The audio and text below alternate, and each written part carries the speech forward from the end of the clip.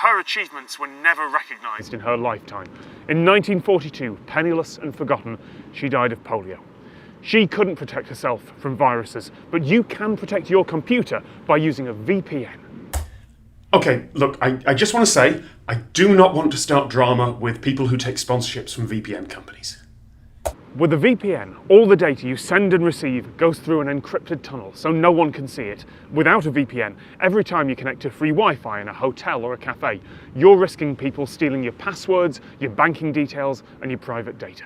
That's not true. You've probably seen the adverts at the end of every educational channel's videos, and look, it's just that I do this sort of computer security stuff. I am supposed to know about it and to understand it. Like, if I took a sponsorship from a boat manufacturer and then it turned out that the boats sank, that would suck. But I'm not expected to know about boats. I am expected to know about VPNs, virtual private networks, and some of the claims that VPN adverts make are wrong.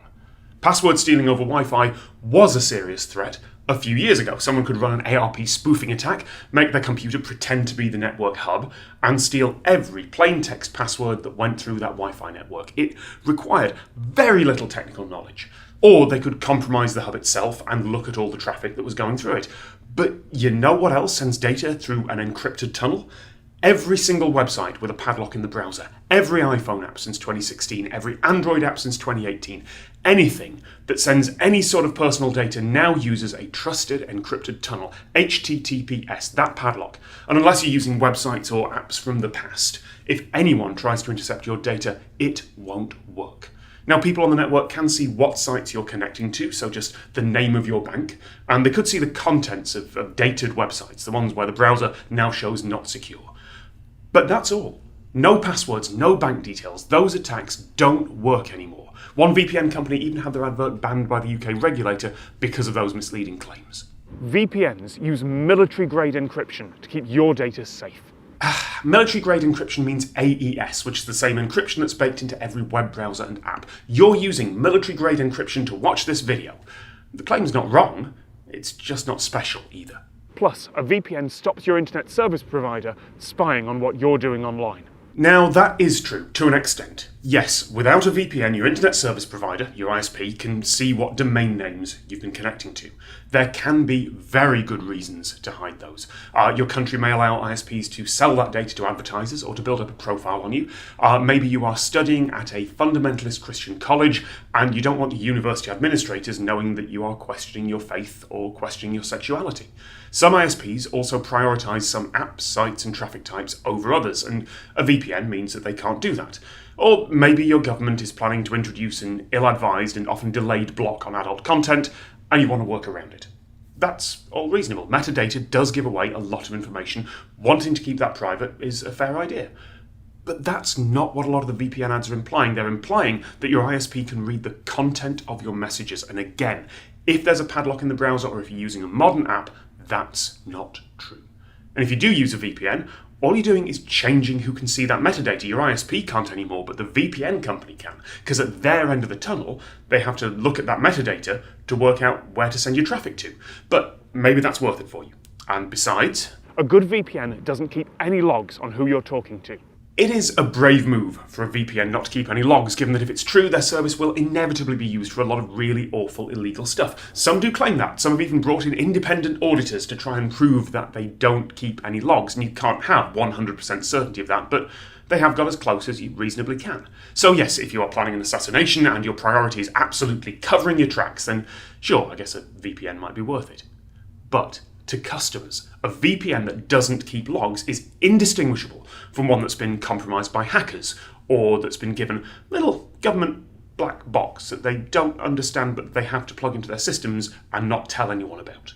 Or from a VPN where a single employee has been bribed and has started logging things for just a few accounts. To be clear, I do not think any of the VPN services are a front for the FBI or Russian mobsters or some state-sponsored, plausibly deniable intelligence operation.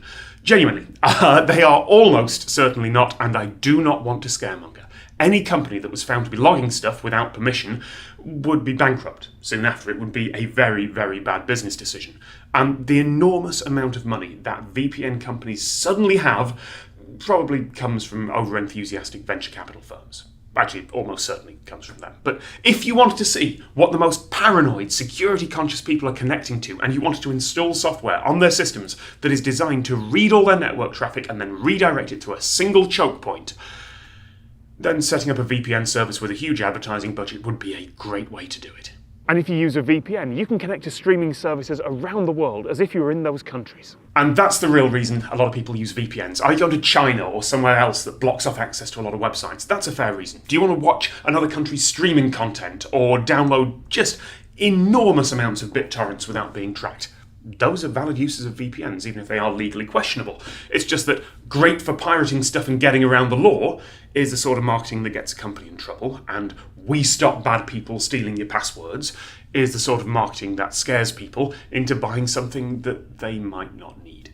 So, with that in mind, I wrote a more honest advert for VPN services, and I found a company that was willing to sponsor the video. Unfortunately, they kept asking for changes, and we disagreed on those, so at the last minute, I have had to blank their name out. Do you want to hide your sexuality from your college administrators? Do you want to download huge amounts of pirated content with an extremely low, but not zero risk of being found out?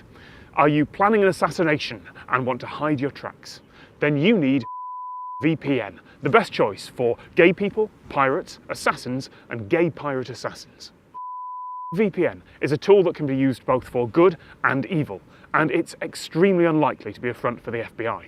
But you should know, unless you're being personally targeted by well-funded hackers using exploits that the world doesn't know about yet, it doesn't make your passwords and financial data any more safe. They're already pretty safe. And if you are being targeted by hackers like that, you have bigger problems. But if you want to hide your identity, pretend you're in another country, or make sure your connection is secure as you work out the lethal doses of particular chemicals, then go to .com/honest for. That was a lot of money left on the table. A lot of money.